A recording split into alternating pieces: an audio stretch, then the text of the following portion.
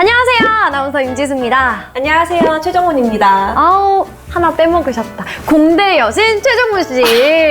아이, 어쩜 이렇게 칭찬을 잘하세요. 아이, 오늘 회이TV 여신이시잖아요. 소문 났나요? 오늘 여신들과 함께 여러분들 찾아뵙도록 하겠습니다.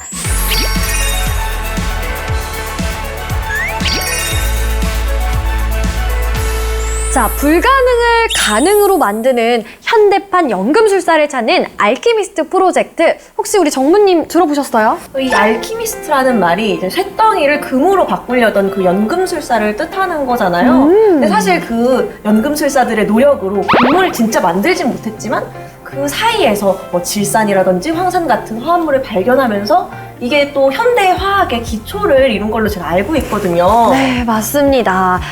쇳덩이를 황금으로 바꾼다는 그 무모한 도전이 성공을 하지는 못했지만 그런 도전했던 정신들을 이어받자는 의미로 시작을 한 게 바로 이 알키미스트 프로젝트죠. 오늘 상상이 현실이 된다. 알키미스트 프로젝트에 대한 모든 것들을 초등학생들도 듣고 이해할 수 있도록 재밌고 쉽게 설명해 주실 분을 모셨습니다. 과학계 BTS라고 할 만한 분이신데요. 김상욱 교수님 모시고 이야기 나눠볼게요. 안녕하세요. 네, 안녕하세요. 네. BTS는 좀 심한 것 같아요. 그러면 요즘 취소할까요? 과학계에서 제일 핫하신 분이에요.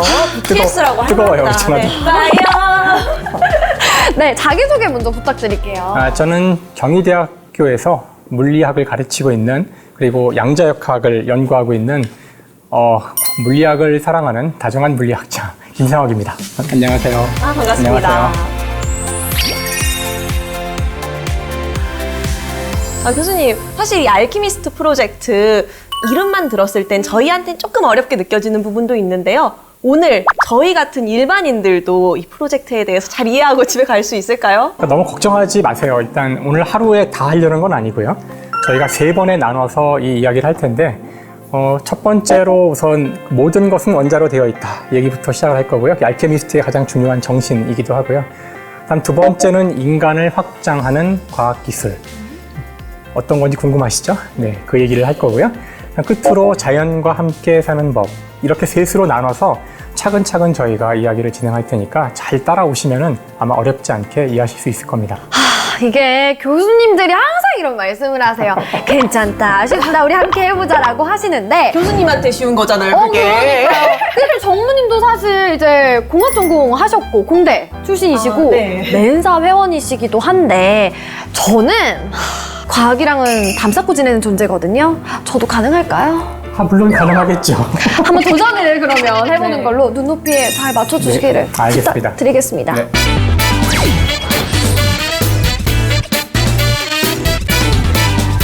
그럼 오늘은 첫 번째 시간인데요. 첫 번째 시간의 저희 주제는 모든 것은 원자로 되어 있다는 겁니다. 네, 그러면 모든 것은 원자로 되어 있다. 이 이야기에 대해서 어떤 것부터 시작을 해보면 좋을까요? 우선 원자 이야기부터 시작을 하면 좋을 것 같아요. 여러분들 원자가 뭔지 아세요? 원자 화학 시간에 배웠죠. 그쵸. 이제 물질을 구성하는 그 최소 단위를 원자라고 한다. 교과서. 네, 교과서에 있는 거예요, 이거. 교과서에 그대로예요. 그렇게 나오죠. 많은 분들이 그렇게 알고 있지만 정작 원자라는 것이 어떻게 생겼는지, 그다음에 원자라는 것이 우리 어디에 있는지 이런 걸 물어보면은 좀 당황하시는 분들이 많이 계세요. 그쵸, 배우긴 했는데 그 실체를 제가 어디선가 보거나 한 게 없는 것 같아요. 다 있다는데 눈으로 안 보이잖아요, 그쵸, 이게. 그러니까 지금 여기도 있고, 이 책상도 원자로 돼 있고, 제 몸도 원자로 돼 있고, 이 종이도 원자로 돼 있죠. 그러니까 모든 것은 원자로 되어 있어요. 자, 모든 것이 원자로 되어 있으니까 여러분이 주변에서 아무거나 하나 이렇게 가져온 다음에 그걸 이렇게 잘라보면 결국은 원자에 도달하거든요. 피자를 하나 가져와 볼게요. 맛있는 여기 피자. 있다고 상상을 해보세요. 네. 피자. CC로 넣어주세요. 페퍼로니 피자. 저는 페퍼로니. 슈퍼 스프림. 피자를 반을 자른 다음에 반을 버려요. 네. 많이 아프지만 그 원자를 피자를? 찾아야 되니까. 네, 네. 원자를 찾아봐요. 자, 남은 반을 다시 또 잘라요. 네. 또 반을 또 버려요. 버리나요? 아니, 피자 지금 라지를 시켰는데 지금 4분의 1밖에 남지 않았어요. 자. 제 뱃속으로 버리면 안 될까요? 이렇게 계속해서 자르는 작업을 30번 하시면 네. 그 원자에 도달을 합니다. 어떤 물질이든 상관없이 30번만 자르면 되는 거예요? 아니죠. 그러니까 이 정도 크기, 아, 네. 피자 피자 한 정도 정도? 크기였으면 10cm 정도 크기의 피자, 이 정도의 물체라면은 여러분이 한 30번 정도를 반반씩 자르기 시작해서 도달하면은 그럼 원자를 볼 수 있어요. 2의 30분의 1. 하고 역시 공대 여신이라 숫자가 팍팍 튀어나오는데 2의 30승분의 1. 네, 어려운 여기 띄워주시나요? 2의 30승분의 1이 얼마나 작은 숫자인지를 이제 계산해 봐야 되는데 얼핏 듣기에는 30번이면 뭐 금방 원자를 볼 수 있지 않을까? 아마 지금부터 여러분이 집에서 아마 이 피자를 잘라보면은 10번까지는 어떻게 되겠지만 그 다음은 쉽지 않을 겁니다. 제가 오늘 집에 가서 신문지를 한번 잘라봐야 되겠어요. 왜 어렸을 때 그 초등학생들이 그 게임 하잖아요. 몇 번 접고 이렇게 올라갈 수 있고 그것도 사실 한 6번 정도만 하면 간당간당 못 써거든요. 요거 한번 제가 도전해보고 원자 한번 발견해볼게요. 네, 숙제 제출하겠습니다. 30번 자를 수 있는 칼은 갖고 계세요. 일단 아주 굉장히 좋은 지적이에요. 오늘 이야기가 아마 그거에 대한 이야기가 될 텐데요.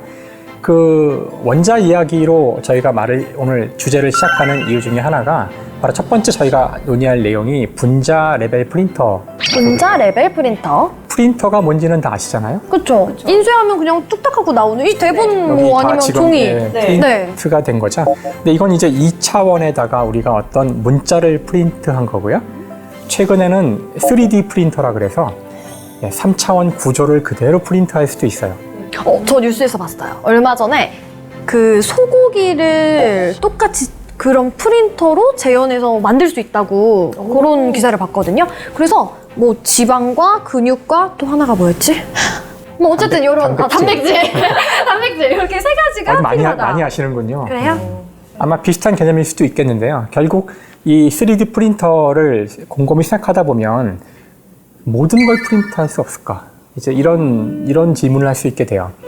프린터를 모든 걸 할 수 있다면은 사실 저희가 여기서 어떤 물체든지 간에 이거를 데이터를 스캔을 해서 이걸 인터넷으로 보내면 미국에 또는 영국의 어느 나라에 있더라도 그걸 똑같이 복제를 할 수가 있죠. 지금은 직접 보내야 되는데 그럴 필요가 없다는 거잖아요. 그렇네요. 근데 이런 문제를 생각할 때 이제 과학자들의 그 사고방식은 이런 식이죠. 모든 것을 프린트한다는 건 무슨 뜻일까? 재료가 모든 게 다 들어갈 수 있어야 될 것 그렇죠. 같아요. 모든 것을 다 만들 수 있는 재료가 있어야 되는데 그 답은 이미 저희가 한 거죠. 모든 것은 원자로 되어 있다. 결국 원자를, 즉 원자 수준, 분자 수준에서 프린트할 수 있다면 모든 것을 다 프린트할 수 있는 거죠. 전 오늘 촬영을 할 때 제가 이해를 못할 줄 알았어요. 기대를 1도 하지 않았는데 오늘 교수님이 진짜 우와 어떻게 이렇게 쉽게 말씀해 주시지? 진짜로 우와 나 이해했어. 대박이야. 근데 이 정도면은 지금 보시는 분들도 다 이해하셨을 것 같아요. 여러분 이해하고 계시죠? 기본 개념은 딱 잡으셨죠. 왜 이걸 해야 되는지. 자, 그렇다면 우리가 정말 원자 한 개, 두 개를 이렇게 접착하고 붙이고 할 수 있는 그런 기술이 있냐는 건데, 현재 있는 기술은 이제 STM이라는 기술이 있어요. 스캐닝, 터널링, 마이크로스코프라고 하는데요. 스캐닝은 이렇게 훑어보는 걸 스캐닝이라고 그래요. 네. 스캔한다 그러잖아요, 저희가. 네. 그다음에 T가 좀 어려운 단어예요. T는 터널링. 터널이라고 아시죠? 이렇게 굴을 뚫어놓은 거죠. 통과해서까지 보는 건가요? 그러니까 뭔가 통과를 하는 거고요, 여기서. 마이크로스코프는 현미경이죠. 네. 그래서 STM이라는 것은 뭐냐면은 원자를 보기 위해서 만들어진 장치예요. 아까 저희가 원자가 얼마나 작은지를 얘기했잖아요. 네. 안 보여요. 이렇게 만질 수도 없고요, 느낄 수도 없거든요. 근데 이걸 만져서 직접 볼 수 있는 기술이 만들어졌고요. 그래서 1986년 STM을 만든 공로로 노벨 물리학상이 주어집니다. 와. 자, STM의 원리는 생각보다 어렵지 않은데 구현하는 게 어렵죠. 여기 원자가 있다고 해볼게요. 물론 원자는 굉장히 작지만 원자가 이만하다고 상상을 해보세요. 얘를 어떻게 하면 볼 수 있을까? 펜 줘보실래요? 펜을 가지고 여기 원자가 있는데 쭉 펜을 내려서 이 원자 근처까지 접근시킨 다음에 그리고서 이 근처에서 움직이면서 이게 스캔이죠. 움직이면서 이 원자의 모양대로 펜이 움직여만 준다면 원자의 모습을 알 수 있겠죠. 저희가 이제 STM의 원리가 어떤 건지는 조금 이해를 한 것 같아요. 근데 이거는 원자를 보는 거지 뭔가 물질을 만드는 건 아니잖아요. 어떻게 프린터를 만들 수 있는 건가요? 그러니까 그게 참 재밌는 건데요. 자, STM으로 원자를 본다는 것이 원자 가까이 탐침이 접근을 하여 이 근처를 스캔한다는 뜻이니까 사실 탐침이 버텨만 준다면 탐침으로 적절하게 힘을 가해서 원자를 움직일 수도 있지 않을까? 실제로 실험을 해봤더니 원자가 움직이더라. 그러니까 STM으로 가서 원자를 찾고 그 원자를 움직일 수도 있으니까 원자를 움직일 수 있다는 얘기는 저희가 원자를 적절하게 배치를 시켜서 뭐 내가 원한다면 어떤 글씨를 원자로 쓸 수도 있고요. 그래서 STM으로 한번 여러분이 검색을 해보시면 원자로 쓰여진 글씨들을 보실 수 있어요.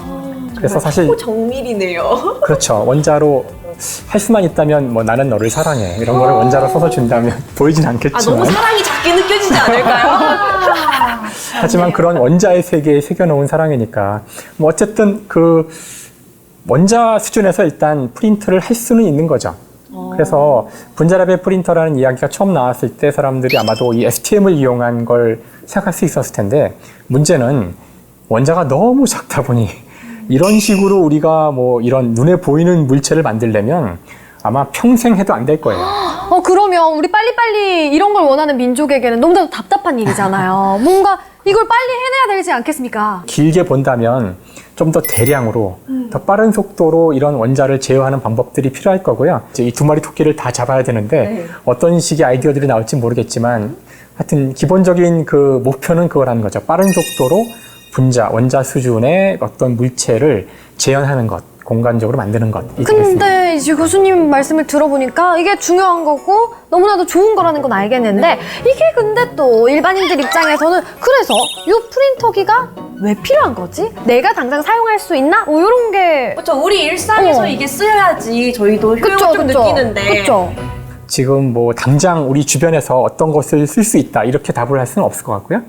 이것이 기반이 돼서 우리가 사용하는 대부분의 이 생활에 쓰이는 것들의 기초 기술, 핵심 기술에서 어떤 혁명이 일어난다라고 보시는 것이 정확할 겁니다. 네. 교수님 오늘 또 다른 그 핵심 주제가 초임계 소재라는 거잖아요. 초임계 소재가 어떤 걸까요?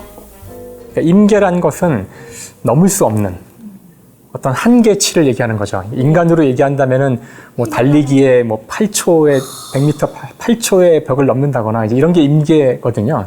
그러니까 어떤 물질이 갖고 있는 극한의 성질을 넘거나 우리가 상식적으로 알고 있는 어떤 거를 뛰어넘는 그런 걸 만들어 보자는 거예요. 그 정문 씨는 전기가 통하는 물질을 뭐라 그러는지 아시죠? 전기가 통하는 물질, 도체라 그러죠. 네, 도체라 그럽니다. 도체. 그런 것들이 금속 이제 그렇죠. 금속이 구리, 은 맞아요. 맞죠. 다 통했어요, 지금. 다 통했어요. 말씀하신 대로 이제 금속이라는 것이 주로 전기를 통하는 물질입니다. 도체죠. 자, 도체가 또는 금속이 투명할 수 있을까요? 제가 본 금속 중에는 투명한 건 없었던 것 같아요. 있나요, 그런 게? 주변에 이제 금속이 혹시 있으면 보세요. 금속은 대부분 반짝반짝거리죠. 맞아요. 네, 반짝반짝거려요. 자, 금속이 반짝거린다는 것은 금속이 빛을 반사시킨다는 거예요. 네. 즉, 빛이 금속을 통과해서 지나갈 수 없다는 뜻이죠. 투명한 금속은 이제 말이 안 되는 거예요. 금속 자체가 빛을 통과시키지 않기 때문에. 근데 하지만 이제 초임계, 누군가 만들었죠. 투명하면서도 전기가 통하는 물질을 만들었고요. 그 물질의 이름이 좀 어려운데 약자로 ITO라고 해요. ITO. 인디움 틴 옥사이드라 그러는데요. 네. 자, 그 물질을 가지고 만들어진 그 제품들을 여러분이 갖고 계세요. 저희가요? 어디예요? 아까 갖고 계시지 않았나요? 스마트폰 주실래요? 제 핸드폰이 ITO로 만든 거였어요? 이 스마트폰을 보시면 이 스마트폰의 이 표면, 이 디스플레이 있죠? 이 네. 표면에 ITO 물질이 발려 있어요. 그래서 여기 물질이 발려 있지만 스크린이 보이죠? 그러니까 네. 투명하니까 그래요. 그다음에 손을 대면 요 위에 약한 전류가 흐르고 있는데 그 전류를 감지를 하거든요. 그러기 위해서는 전류가 흘러야 돼요. 그러니까 제 손의 위치를 알고 터치했다는 사실을 알죠.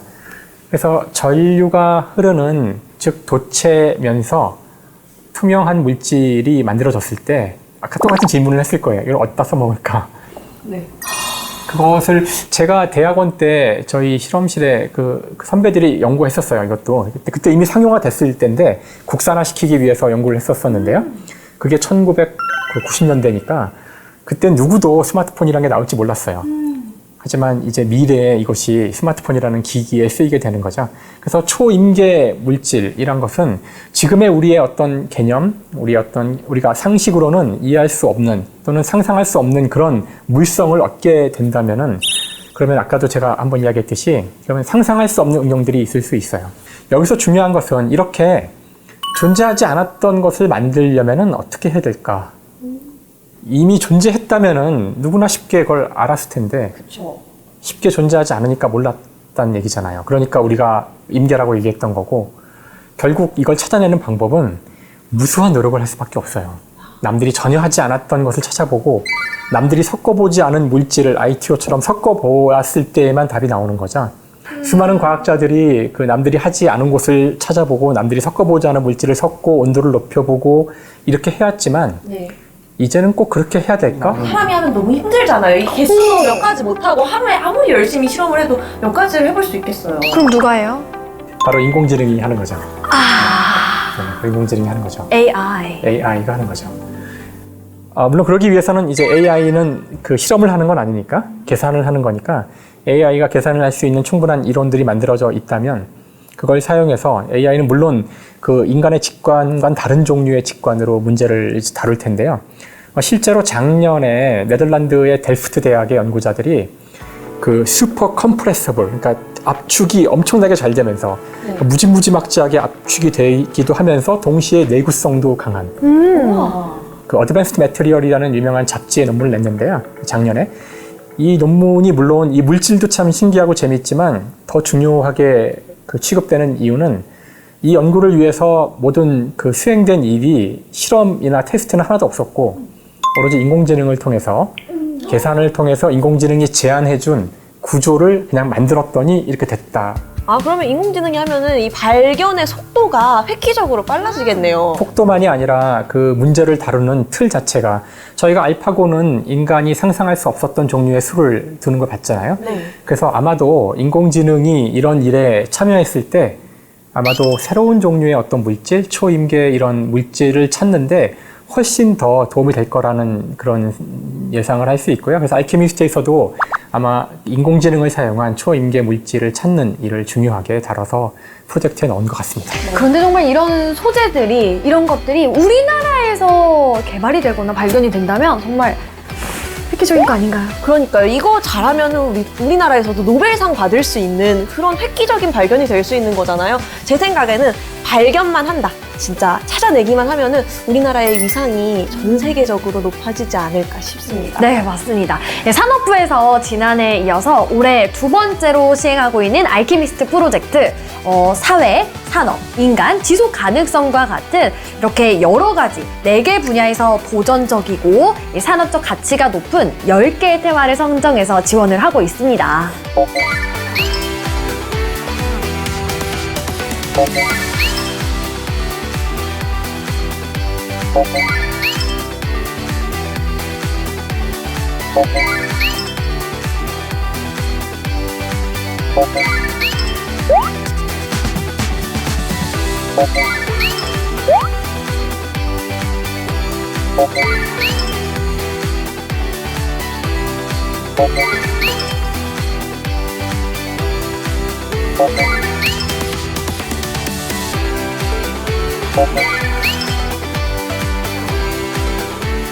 네, 우리의 미래를 바꾸기 위한 그런 도전과 노력들, 그 중심에는 바로 이 알케미스트 프로젝트가 있는데요. 다음 시간에는 인간을 확장하는 과학기술에 대해서 함께 이야기 나눠보도록 하겠습니다. 여러분, 다음 시간에도 많이 관심 가져주세요. 안녕! 감사합니다.